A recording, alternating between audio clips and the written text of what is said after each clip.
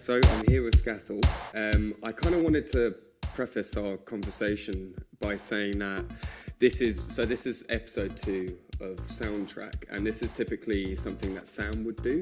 But because we've actually met before, we thought it would actually make sense myself doing it, because it's now roughly a year ago, which is seems to have gone quite fast, to be honest. But it was it was Halloween, and I just want to set up. So we met to do one of my favorite articles for the magazine, and it was Halloween, and we met in I don't know if, because you set the location, some right? sketchy freaking park. I think it was just a good location because it was quiet and there weren't many people around. But it ended up working really well because you rocked up in your mask, and we're in an abandoned playground. And we've got just all this film equipment, and it just kind of it looked like we were doing some sketchy film or horror movie or something on those lines. But it's weird. I didn't even work it out like that. Honestly, the real skinny on that is I was gonna bump into somebody while I was in LA, and it was well, that's 15 minutes from the spot. That's a cool park, whatever. Looks clean enough. It ended up they're being mobbing. I'm mobbing. Yeah, it was 10 minutes because for all the other stuff we had to do, we had to kind of travel out of town. But it was just 10 minutes down the road for us. We got a taxi, stupidly. Yeah, but it worked. And it's the spot. Well, it kind of, because obviously, I obviously want to explain for those people who haven't played Hotline. I'll explain it a little bit, but I think it ended up working really well for us because it kind of just set the scene really well. It kind of had that similar tonality, that kind of mood. Something just eerie about nobody on swings and they're moving just somehow. Everything's really static, and you're just you've got your mask, It worked out, but so obviously one of the main things that we are going to talk about is going to be the soundtrack for Hotline Miami. And for those who haven't played it's this kind of retro style, arcade game, top down, very ultra violent, and is a very good homage to the 80s. And what we love about your music is that it seems to kind of summarize these, the themes and the kind of atmosphere that the game is trying to, or does succeed in doing. But before we get into it, why don't you because I know you've got a really interesting kind of background in how you got into making music, so why don't you just say a little bit about yourself, how you got into making music, and also your background in games in general. Okay, so this is going to be about 2 hours. Good. By all right, we got all night, man. It should start with games though, because that's the meat, honestly. All right, so freaking way back in the day, I think 2007, 2000. It was that kind of time. I was in middle school. I was bored as hell, and all I wanted to do, teachers telling me shit to do, didn't want to do it. Parents telling me shit I could be doing, didn't want to do it. Yeah. I just wanted to sketch and draw doodles and stuff like that. So I was all right, how do I be an animator? I want to make cartoons and comics and crazy shit like that. So then I got that free trial of Flash MX or something. It's not MX, or it was some sort of Millennium edition of it.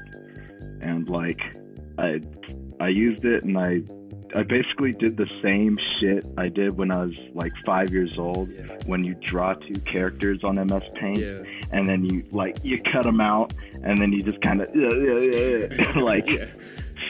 smash them together and shit. Yeah. So basically, after animating that frame by frame, which is dumb, I was man, I love games, and I think I could make something like Mario or something Of course.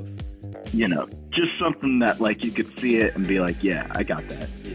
And I found Game Maker, and that was when I was 12 or something, and I made this first game, I'm gonna make the best game ever.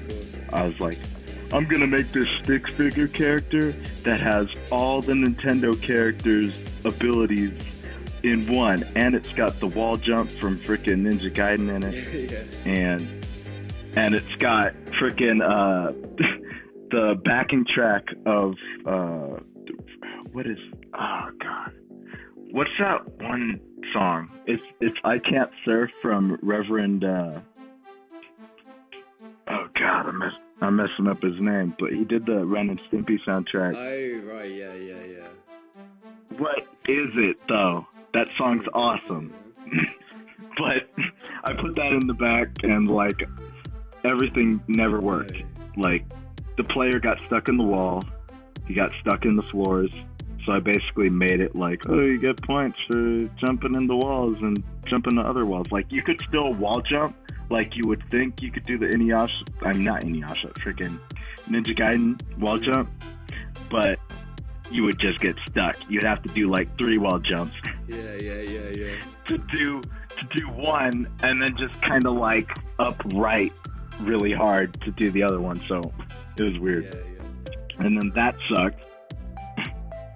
And then I just started like just messing around. Like even early I was doing this stuff that looked kind of, oh, it's retro, but it was only because like I didn't know what it actually looked like. Like back then it was like, oh yeah, give it a retro look, throw 3 randomly sized rectangles over the top of it and then put an angry face on it, and then oh, it looks retro because you made it out of squares. It's like, no, it's like, yeah, but it's like art to all this shit, you know. Seem primed to kind of like arc back in some way to kind of like nostalgic games, right? In that sense. Yeah, I do. Like it's in my blood. I should also say, I didn't like, you know it then, but it is. You were like, let's start off with games, but I thought you were going to go into like, games you used to play, but obviously I haven't even said it, but you mean making games, which is something... Yeah, like that kind of goes a little deeper for me. I mean, not to say that like, music's not deep enough for me, but it's just like, freaking, like, that's just the first thing that I was just really, I'm still doing it. Yeah, just did it now. Like, but like, freaking, yeah, I was just doing stuff that like was still throwback, whatever, trying to like call back, but not at the same time. Like I'd still try to throw in like weird mechanics and stuff. But that kind of like love for weird video game mechanic shit did not come in until I met frickin' Cactus, which is dude who he made Hotline Miami with Dennis. And yeah. Shit's crazy. Yeah, like so, that dude is a wizard. He's crazy. It's awesome. Because obviously I recall, but I don't necessarily remember the whole situation of how you guys met. But there is a bit of a history there. You didn't, it wasn't like. So obviously, you've by this point you've been toying with making music, or you have been making music, right? And yeah, and you guys but it was way shittier. It was way shittier right. in the days when I was starting making, like, I was starting to like do all these things at the same time, but music was still like, I know I'm shitty at music, but let's throw some notes down and see what happens. Like I wasn't like, how do I make my kick drum snap past freaking laptop speakers, kind of, Yeah. And like, freaking, oh shit, where was I at? Yeah, like, I was just making games and like, basically talking to Cactus a lot, like, hey man, how do you do this? And he'd help me out like with the game stuff. And then when the whole music thing came along with like Hotline Miami, like, dude, I'm sure he didn't really think I could, do what needed to be done. And honestly, I'm sure I didn't really know. I was just like, well, I got a couple of these tracks laying around that sound pretty 80s. Yeah. Well, because so let's like backtrack a little bit. Like, so obviously, disinterested in school, and you clearly you have an affinity with games. You're toying with making games, and you like the idea of maybe making music for games. So that sounds about right. Yeah. And then like that part, honestly. Jonathan, is that Jonathan? Is that his name? as well? Yeah, Jonathan. That's it. And Dennis, like how, because obviously, so for those who don't know, because obviously you see this game Hotline and it's this celebrated game and people know your music, but there is that really interesting relationship beforehand. So I'm assuming you were on a before, you know, they took off in their own way, you had a relationship online somehow, and what you're asking, is it help with game development or music specifically? Yeah, it was all like, you know, I'm just nagging the shit out of them with these game development questions, because like what Cactus was doing, like if I could just put you guys like in what I was looking at, it's like everybody was making Game Maker games that was trying to be something. Freaking Cactus was coming out with shit that was all himself, and the sickest way to like play it and / see it happen. Like, and I was just like, dude, like this guy he's a monster. You know, I gotta talk to this dude. And like, even back then it was crazy, because fools, I know back then in the yo-yo games, whatever, fools were constantly hitting them up all damn day. So like back then it was like, shit, man, like, fuck, I hope he replies to this DM, like, yeah, cool. Like, and it's weird. It is really weird when I think about it. It's like, yeah, just send it to some random ass dude. Like, I hope that, you know. It makes sense now that everything's happened, but really back then you're just kind of being opportunistic, right? You're kind of like. Well, no, it's not even that. Like, I was just like, well, it's not even. I just saw him as like a regular dude. Yeah. That fucking makes shit that's magical, to put it in a, you know, whimsical kind of way, like it was just sick, like the same way I feel about freaking all the like just heavy hitters that are doing it now, like freaking Derek Yu, dude made Spelunky, he's crazy talented. Same thing with Edmund, same thing with Meshach, you know, made Nidhogg. They're all like, they got it down, they know what they're doing, and they're gonna keep doing it.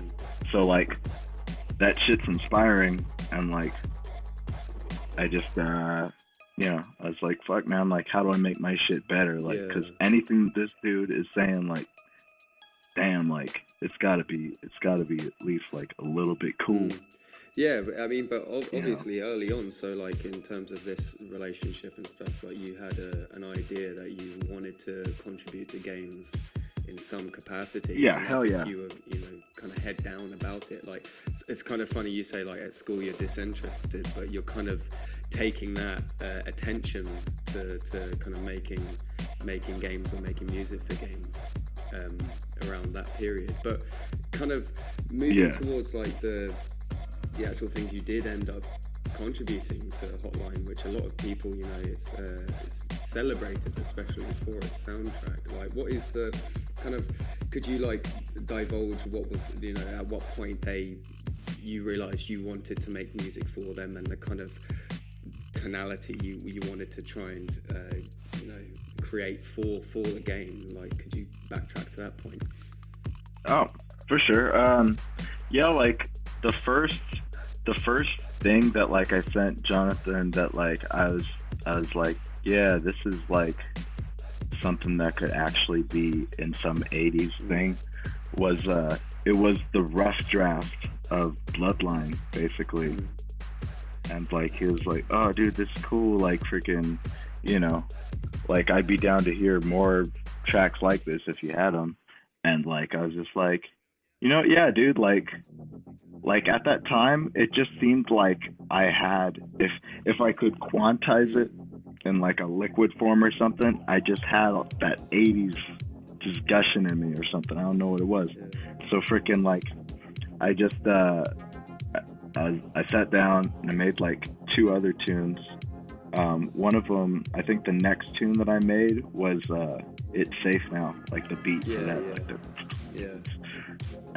and that whole thing, like that came from you know, just I found a really cool synth and I was like, yeah, like that's the main thing. I'll, you know, put some melodies over that. And then basically, I'm sorry, I'm going to be one of those dudes to say basically like about 64 times every sentence on the sentence. No, but yeah, after It's Safe Now, I made, I believe it was, I was starting to make Flatline because at that time, like, you know, to get real deep on you guys, like freaking, like my grandpa was dying and stuff. He had cancer, and I was just kind of thinking like, damn, like he's in the hospital. Like I've always had these weird feelings about hospitals. I don't know what it is. Like, you know, I couldn't tell you guys, so that's why I fucking, you know, put it in. There's a lot of atmosphere in that kind of idea that you can draw from. Yeah, it's like, you just think about it like sterile, you know, squares everywhere. And like freaking metal everywhere that's dirty, but maybe is clean. You don't know, like. Well, I mean, and it's like, so we're going to play a few of your songs in the duration of this, but I thought Flatline was actually quite interesting. So obviously you've given some context behind it, but it kind of compared to the more, how do I say, like more nostalgic and very 80s tracks. That one was very moody and really kind of like, what's the word, just kind of toned down in a way. And I was like subdued a little bit. Subdued, that's the word, exactly. And I thought that was maybe to do with kind of maybe the context in the game, like maybe it was because the other ones are more soundtracky, whereas this maybe was, you know, just part of a certain section of the game. Maybe were asked to give that kind of like supplement to the experience. You know a thing about like when I was making all these tunes, like I didn't see any of like the stages until like when it was out. So like, right, yeah, I was gonna like the only screenshots I seen, freaking, it was like I seen like a line art of like what the box art was gonna look like, and that was cool. Yeah. And then I seen like a little bit of the title screen, and like some interview that had like, you know, the bum's face in it from the first level, and like some other stuff like that. And so everything that like I made for Hotline Miami was just kind of like based on a vibe that was like fucking, like I just kind of, I closed my eyes and I just thought, okay, what's the darkest, scariest That's insane. hospital I could be in? Yeah. That's, well, because I was gonna ask, like that makes me think of a few things. Like I was gonna ask, I suppose I'll start with this. Like, what was? It's so weird because obviously a lot of people recall your songs as, like I've said earlier, kind of encapsulating a lot that works with Hotline Miami. So, you know, yeah, so that kind of heavy synth, and it's very 80s, but it's also very sinister and mysterious, and it kind of encapsulates, it works well, plainly speaking. So kind of, I'm supposing from what you're saying, like there was quite a lot of freedom for you to just kind of go with what you wanted, because obviously you're sending them tracks and they're kind of giving you the green light, if you know what I mean. Yeah, like, I mean, dude, if they gave me the slightest, like, oh, well, this thing's fucked up, like, I would have changed it. There's a couple instances, actually, where, like, you know, like how in Hotline Miami 2, how in, like, the edit for Remorse, there's not, like, all that bright, you know, like in the album version, because it definitely is cooler when you take away all that and just leave that dark brooding from the jump in the game. And like, you know, a bunch of other things like that where like they'll say like, oh, hey, that sounds a little stupid. Like it's not for like every sound, but like there'll just be maybe like one thing that's just a little bit whatever. And I'll be like, yeah, whatever, took it away. Yeah. And I totally get it. It sounds clean as hell. Yeah. I don't, you know. And that's basically what happened with every single track. Like, well, not every single track. Knock Knock. That was the one. We've got to dedicate a little bit of separate time for Knock. But let's say like Bloodline we'll play Bloodline now just because it is such a great song. And then after. Hey, quick question. Like, I don't seem like some sort of asshole. Like, oh yeah, I know I'm cranking up this. I know that this is a very like kind of nostalgic thing for me too, so I'm kind of geeking out. Yeah, you know, yeah. On all the whatevers from back in the you're day, there so like just let that be known. You're there like the 80s whisperer, and you just like you're just one with the sounds, you know. For sure. Of course, no, yeah. Well, okay, let's play Bloodline for instance, and then we'll maybe talk about some of the kind of influences behind that.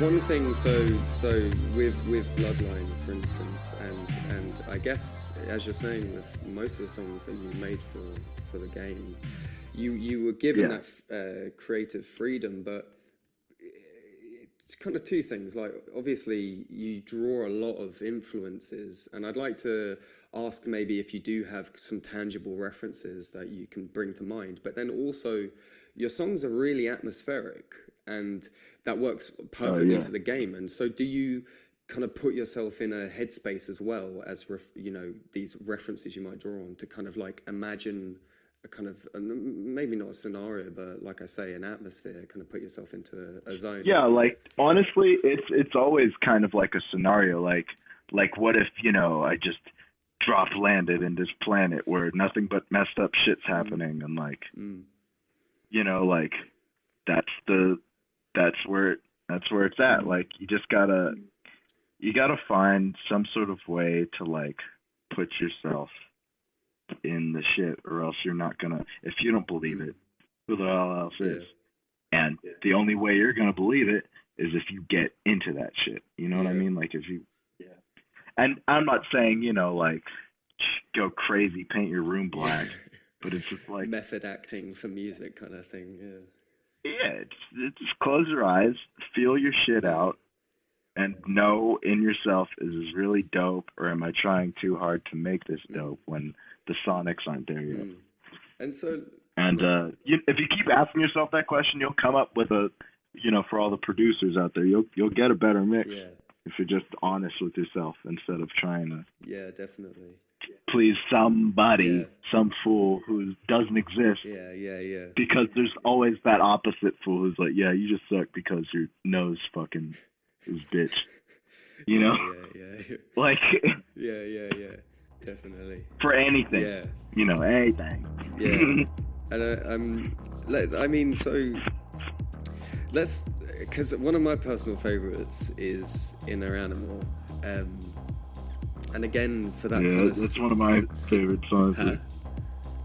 That's one of my favorites it's a brilliant song in its own merits, and we'll kind of get into that later. But again, it's kind of, I remember writing the article for Knock Knock as well, but it is kind of like taking a psychedelic night's drive, you know, and you just see neon lights, and it's just this perfect, it's like, I can just picture a montage. But you really do seem to get that, like you do nail that kind of 80s vibe, like that montage, 100%. And like can you, like, are there any references or influences you can draw to mind? Because I think I remember when we first met, there was like a program or something you watched, and that was something that kind of left a mark on you, if I'm not mistaken, as well. Yeah, like, I mean, there's just so many things that like I've just seen that like I haven't even known have branded my eyes with just like, you know, their awesomeness, but have like fucking, you know, Halloween, it's a big one. Halloween 2, that's another big one. Yeah, you know, I'll throw the third one in there, why not? Yeah. Freaking Unsolved Mysteries. That was that show that, like, you know, that theme though. It's just that theme. Like, I think about it and I get a little dread just knowing, like, damn, it's gonna put me in that place where I'm like a kid and I'm alone and somebody can kidnap me. Like, and that shit is scary. Like, you know what I mean? Like, ugh.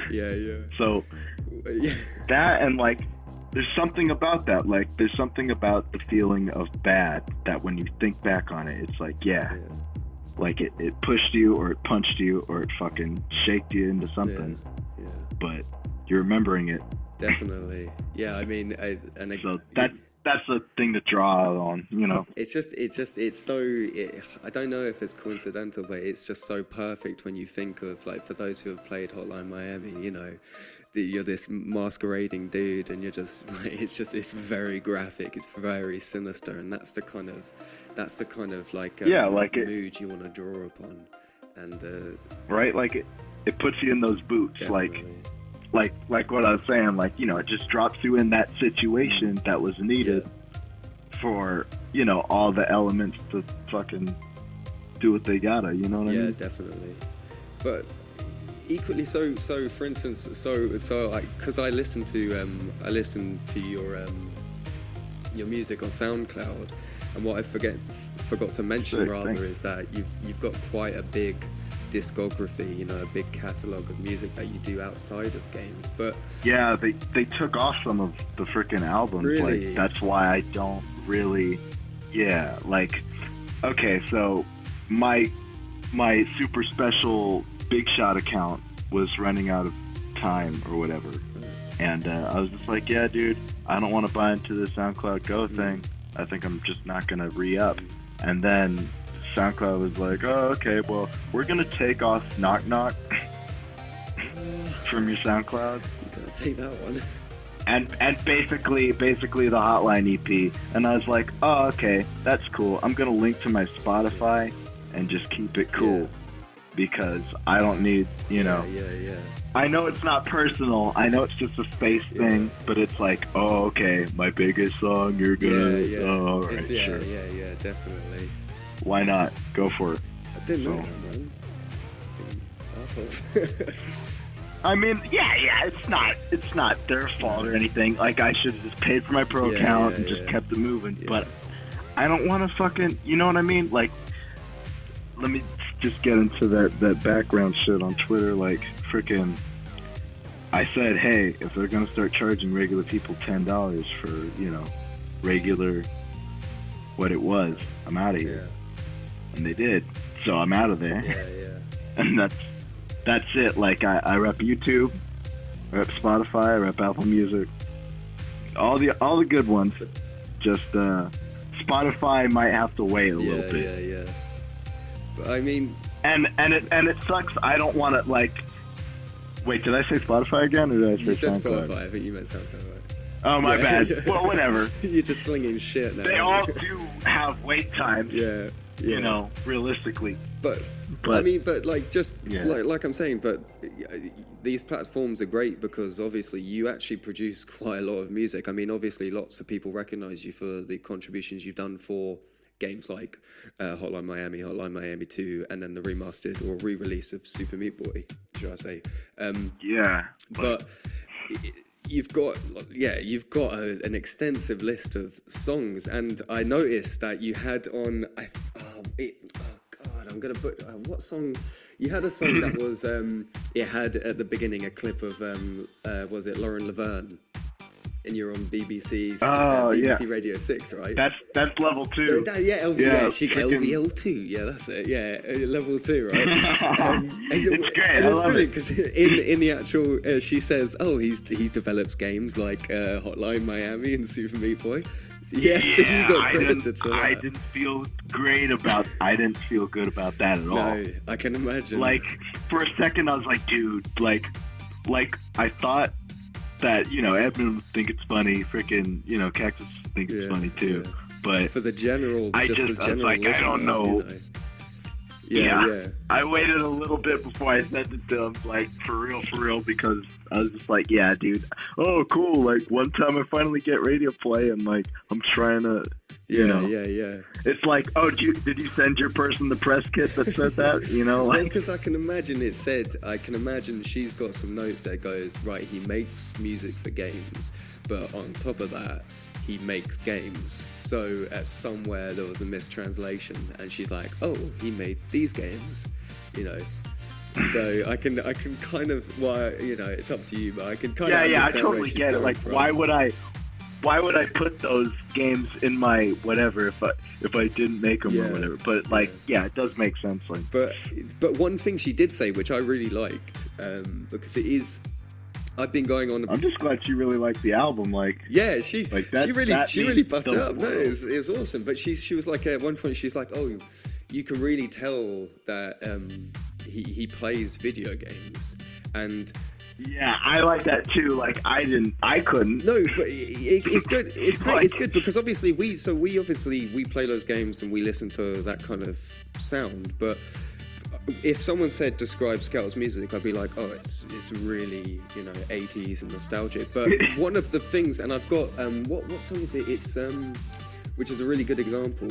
I think it's To the Top, which you do really encapsulate. Like, you clearly, your pedigree is, you know, I can just see, you know, your influences are on a lot of these old school games.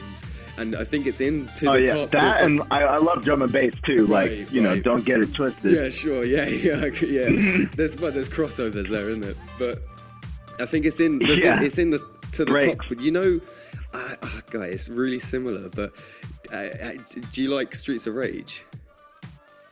Yeah, I like Streets of Rage. Like, I distinctly remember the second one just because of, like, you know, soundtracks. Yeah. Maybe the greatest soundtrack of all time. That's one of it really is, right? Maybe. And like maybe the, you know? But for me, I mean, I'm more of a first one kind of guy, but I mean, they're all... Alright, if you want to get into it, the reason why that soundtrack is probably one of the greatest of all time is because not only did it encapsulate probably one of the greatest eras of dance music in video game music, like straight, you know, translation club to fucking game, and it jams to, like, everybody. Fucking, the game's damn good, the fighting's good, all the graphics are great, you know. Well, it's just all top. It kind of, oh man, I knew I'd do this. I've got all these notes, and all I want to do is talk about where we're going with the conversation, but I might as well follow this tangent. That's the big. So Hotline Miami for me, and for you, like, so your music, and obviously there are other people who contributed to the soundtrack. Like Moon is obviously a standout. I personally find that his songs were more kind of followed the momentum of gameplay, whereas yours really kind of encapsulated all the themes and stuff, like I've said numerous times now. But I think the influence of Hotline to me, or at least one of its influences, is especially to do with the soundtrack, in that it's kind of helped popularize rather the music on its own merits. And so I think a little bit, we're seeing a slight bit of that, but I think it's been a long time coming. Yeah, that's what I mean. Like, and because you make with all of the EDM has contributed greatly to that. You know how, because with trap and with everybody listening with an ear that's just like, if it's weird and it's loud, it's cool. That slight bit of freedom has given, like, you know, synthwave, whatever kind of music now, the kick that it needed to frickin' get to any kind of people, rather than the people that are like, yo, I got the new frickin', like, you know, Apex Twin record, and like nobody knows because it's what, you know what I mean? Like, now people know, and the people who want to know can, like that. And that's cool. I think, like you're saying, like, it is a long time coming, and I do think, no, so me and you talking nostalgically about Streets of Rage, like, we're not remembering the game necessarily for the awesome game that it was, but it's also it's good. Well. Like, it's just good. And, like, you know, we've got to talk about Knock Knock, like we just do, but it's okay. We got to do it, man. It's songs like, but it is songs like Knock Knock that it doesn't matter what medium or what platform, you hear that song and you just go, objectively, that's just a really good song. And there are loads, I mean, obviously all your contributions to the game are like that, and Moons and stuff, and that's the kind of point I'm trying to say, is that hopefully I think we're in a transition where music for games isn't just these kind of in-house producers. There are people like yourself who make music outside of it for a passion, but then you also have made music for games. And I think that's what I'm saying. Like, I think the creative mind is a really great thing, and I think it's working around the clock 24/7, and it never stops. So it's like, man, if you do want to make just bangers, that's cool, but you can do so much more, and you can still do what you're doing. I'm not saying oversaturate the market. Like, make sure what you're doing is top notch. Yeah. You know, don't flood it with your bullshit because whatever, it seems cool enough or whatever. You know, honestly, don't listen to an asshole like me. Yeah.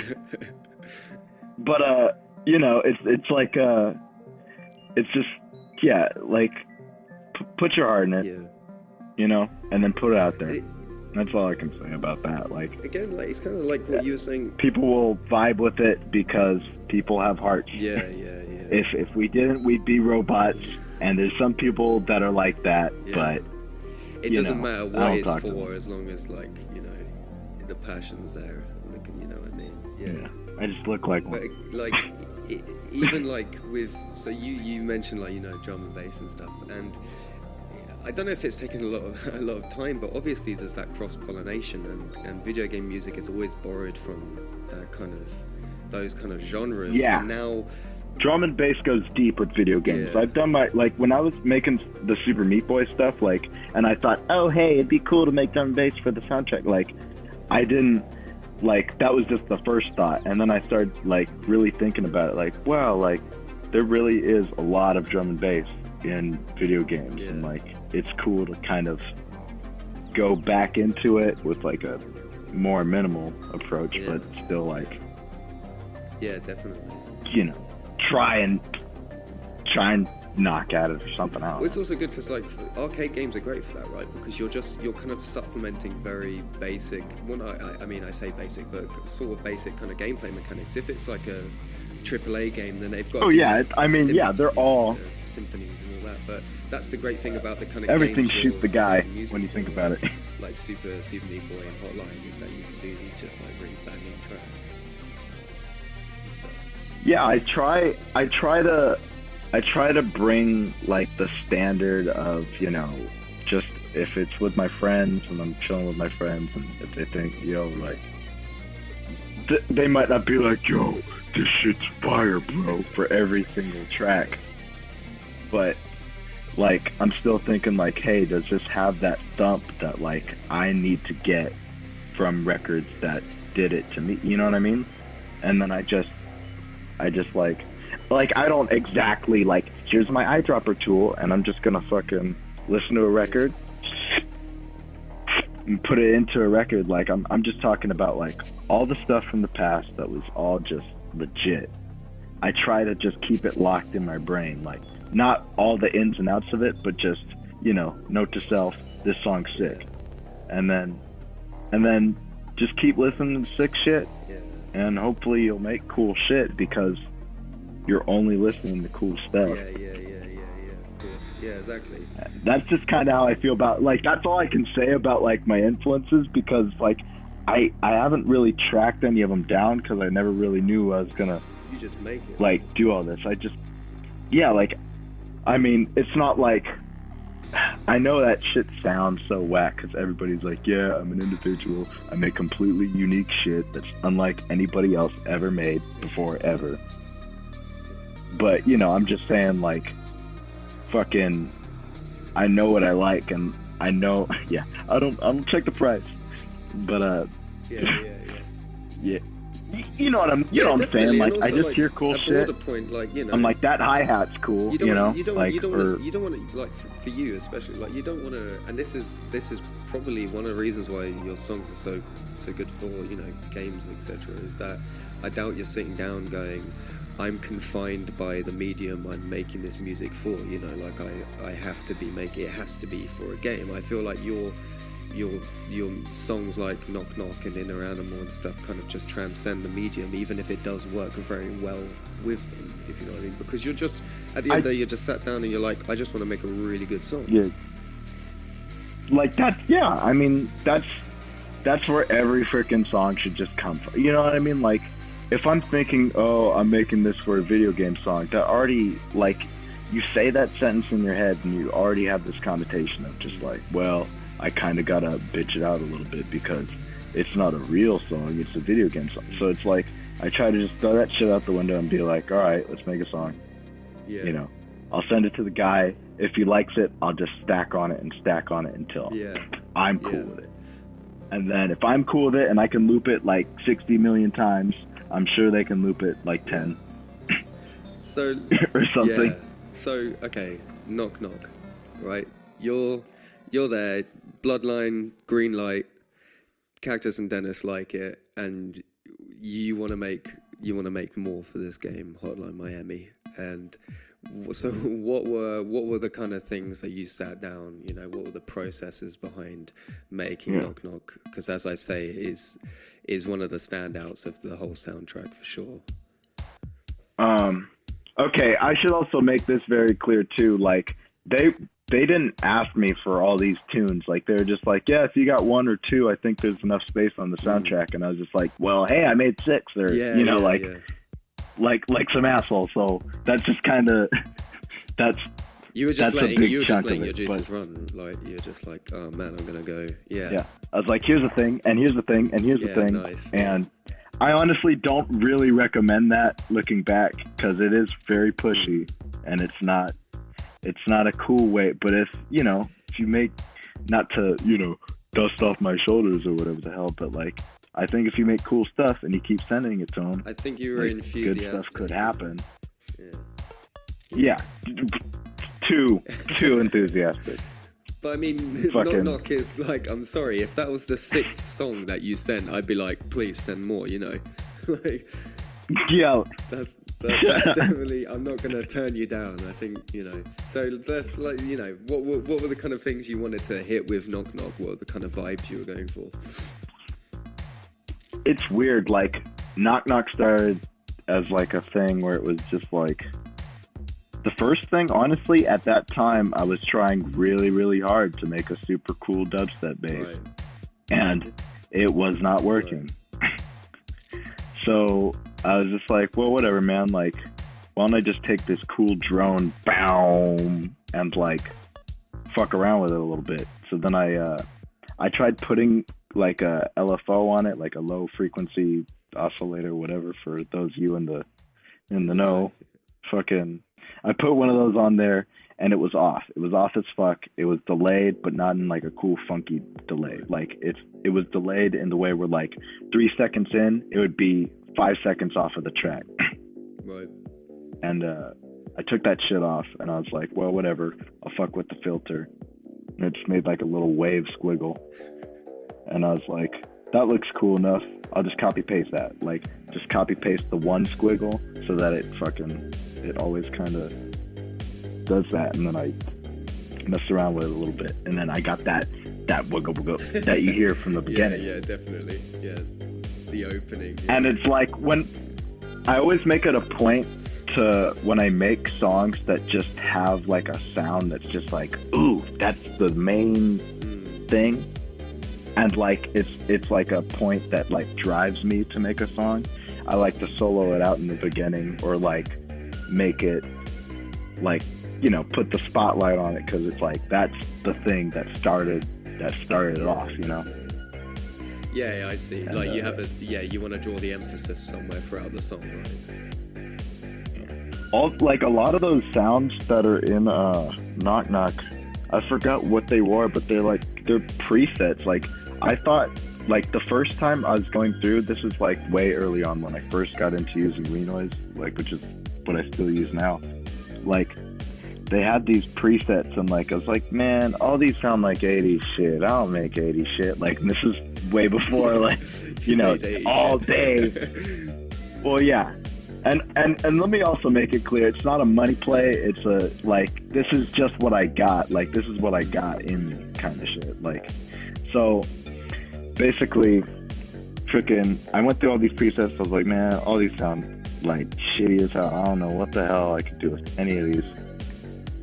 And then I was just like, you know what, man, why don't I, like, instead of me trying to fit these sounds into this cool idea that I have, like, why don't I just find a sound and just dive in and, like, work around it, you know, maybe incorporate a couple things that are like it or have a similar tonality. So, like, now you're not trapped. You have a base. You know what I mean? Yeah, definitely. Like, it's like flipping it from white to black to white or something like that. Yeah. And so that's honestly, like, the main way I kind of work. Like, I find a cool sound, and then I'm just like, what's like the rhythm? Like, what's the rhythm / like story in this? And then I just plot it out, like, and I don't even do it like press record, doop doop doop doop doop doop. Like, I'll do it note by note if I have to. Like, if it's one, I'll play it once, notes off, move it down one bar, play it again, play it again, play it again. Yeah. Like, until I'm insane with it. And that's what makes all the tunes, basically. Yeah, I mean, would you say, like, with your music since then, that it kind of, you learn quite a lot from that kind of process? Because I like that you're like, I don't make 80s stuff, and then obviously that's something that you it's not completely what you do, but it's something you do play around with these days.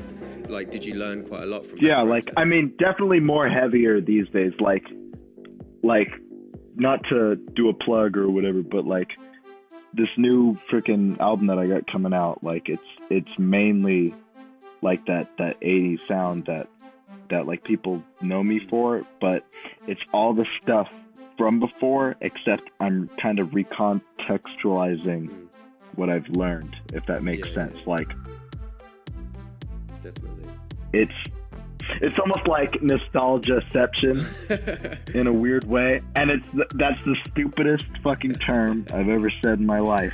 This conversation's going to start with that term now. We're going to edit it. Oh, for sure. But that is kind of what it is, because it's like, all right, now I know these things are kind of cool to do. Like, what if I flip them on their heads, distort the hell out of them, frickin', you know, apply all the new stuff that I learned from, you know, electronic crazy land, and just apply it to what I needed to from the start.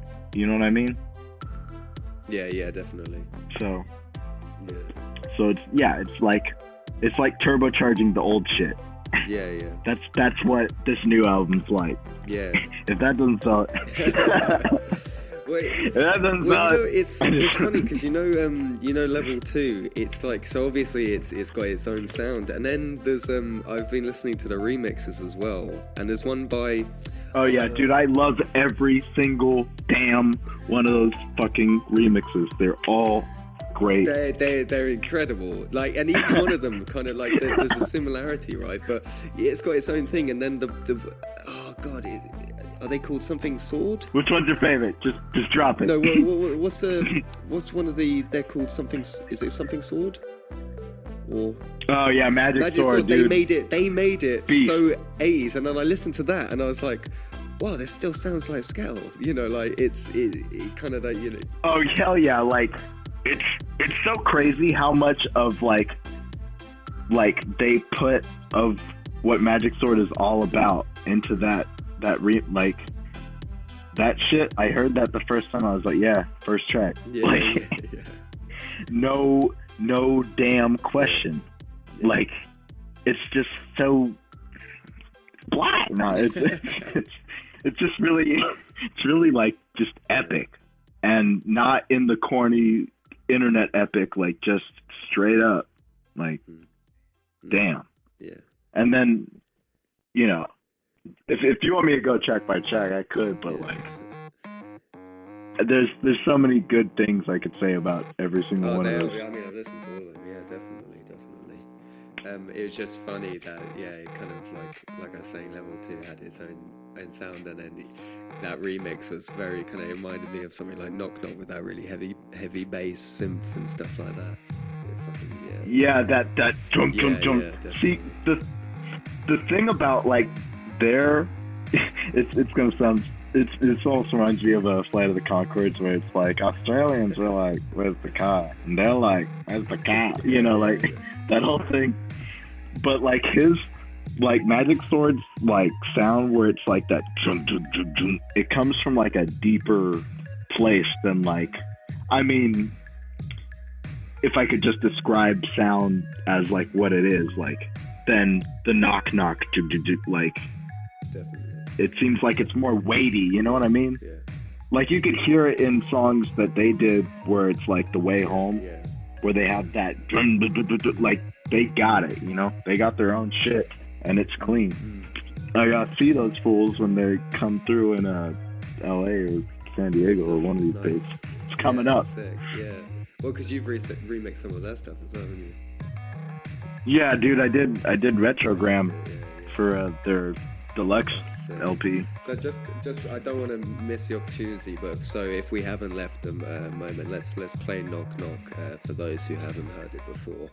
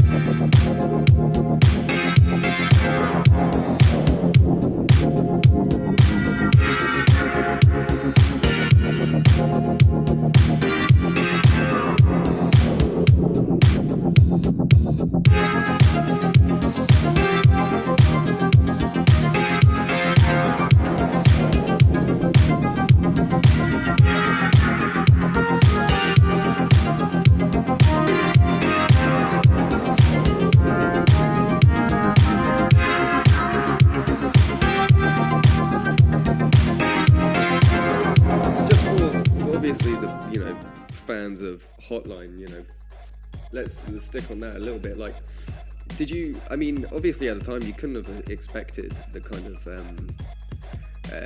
impact it had, or success it had. But in some way, like, dude, it's weird. Yeah. In a way, yeah. Like, it's of course hindsight. It's tainted everything. But like, dude, I just knew it. Right. I knew it.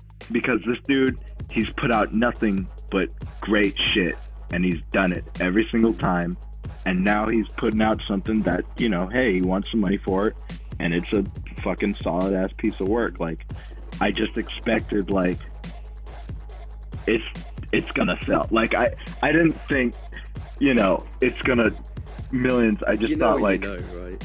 Dude, it's gonna make its money back. Like, there's no question. People are gonna like it. People are gonna enjoy it. It's violent as fuck. Like, who the hell wouldn't like this? Like, that's what I thought. Like, I was just like, dude, if you don't like this, you're stupid. Yeah, like, yeah. And not to, you listening. Yeah. No, but yeah, like, I just thought it's just like, dude, it's all the shit that I like in a game made by a dude that I really like, who's like a boss at doing it, No brainer. But I mean, the only way so the game's one thing, you know, like it plays perfectly, and it's like you say, ultra violent. Really, we haven't even, like, you know, the story itself, you know, the narrative is really intriguing and stuff. But again, like, I'm not, you know, most reviews you come across, the soundtrack is definitely one thing that they always note. And I think was that something that you were maybe not surprised, but kind of like taken by? Oh, dude, I was always surprised, because I'll tell you, like, honestly, I didn't see, and not to fucking disclaimer again, but it's just like freaking, I don't remember seeing a lot of like reviews saying, oh, the soundtrack's great, unless it's like something like Mass Effect or like Red Dead Redemption or something where it's just fucking blows your face back, you know? And like, I was taken aback like a fuck ton by it, because I was just like, dude, like, you know, like, the only goal that I had about my music in the game is like, I hope it mixes them well with the other tunes. That's it. Like, and you know, with the gameplay too, like, I didn't, you know, but it's just like, yeah, like, all that, whatever people thought about the soundtrack, it's just like, fuck, like, I can't take any fucking credit, because everybody involved was a boss. Like, you know, even Jasper Byrne, he's making better fucking games than me right now. You know? And he can still, you know, lay his shit down. And it's just, you could say that about every single one of those guys. Like, they made something. Definitely. That was just them. It's just a good collection of minds. As simple as that, really, isn't it? Yeah. It's honestly, it's a perfect curation from somebody who's extremely talented and creative. Like Cactus, who's got a really cool music taste and like a really crazy, like, you know, art taste and shit. So it's just like, when he can put shit together, he's not picking your shit because it's like, you know, there's got to be heart in it, or else he wouldn't have fucking, you know. So I mean, at least that's what I think. Yeah, no, 100%. So yeah. You're saying, so you've got, don't divulge more than you want, but like, you know, you've gained a fan base, you know, from this game, and your work outside of it, your music outside of it. You said you've got an upcoming album. Is it an album or a big, large EP?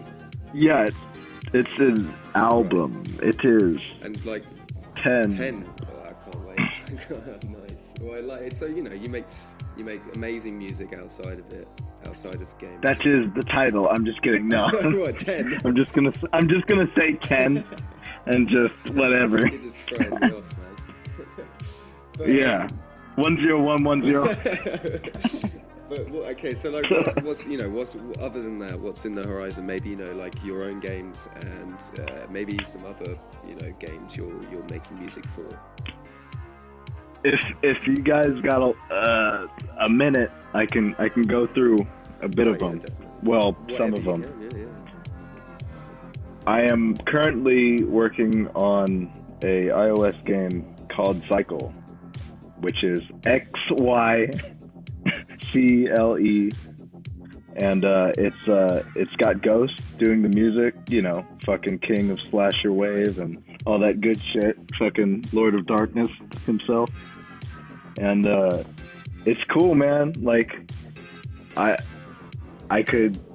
describe it. It's kind of like imagine just a faster version of Robot Unicorn Attack with like shooting in it and one-hit death, like Contra, and a bunch of explosions. That's one of the best. Bunch of explosions, like, and not explosions like I took the same sprite and there's explosions. They're all colorful and they're all like randomly, you know, they blow up randomly. Like, it's like a big thing of the game. So, like, it's gonna be cool. Like, I'm gonna basically use that game to kind of like, you know, question a lot of things that I've been questioning in my life, like about religion and shit. Like, you know, now I'm gonna shoot them or something like that along those lines. So it's gonna be cool. I have a story worked out, but I just don't have anything like totally like this is what it is, you know. But when I do, I'll awesome. you know. Yeah, definitely. Other than that, there's I got a couple other projects that I did. If you don't know, have you guys heard of an artist called Brittany Scott at all? Well, she has done a bunch of marvelous square pictures that I have compiled into this weird random generator thing that you can play on my itch.io, which is called B6_Scattle, and it's like an experiment on like minimalism and maximalism in game design / interactiveness awesome. stuff. Yeah. Like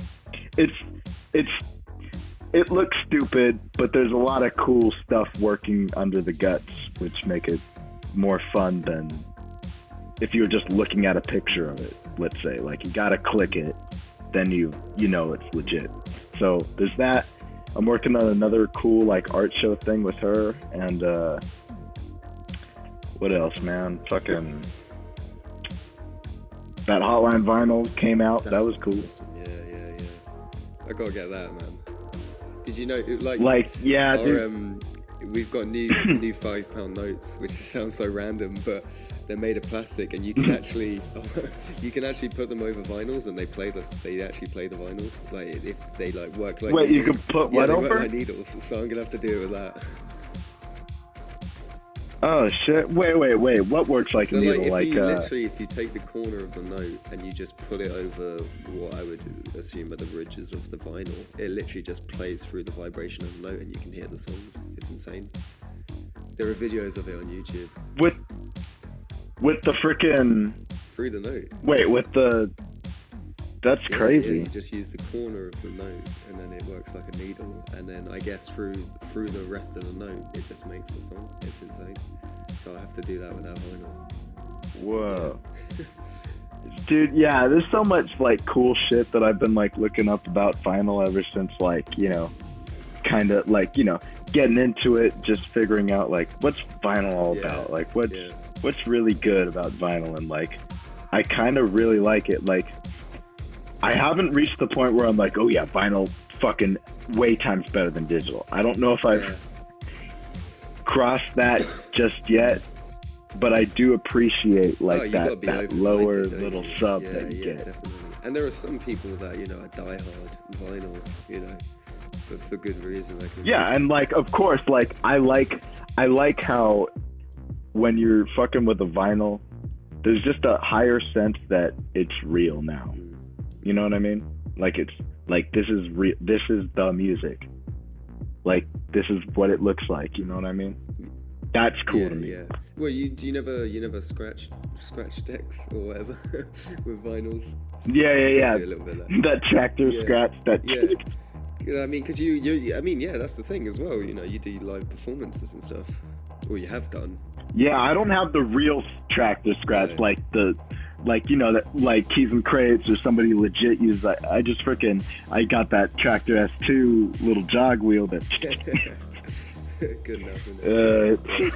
It's good enough. It's only good for two things: spinning into a record and spinning out. Right, then just let the rest do it, isn't it?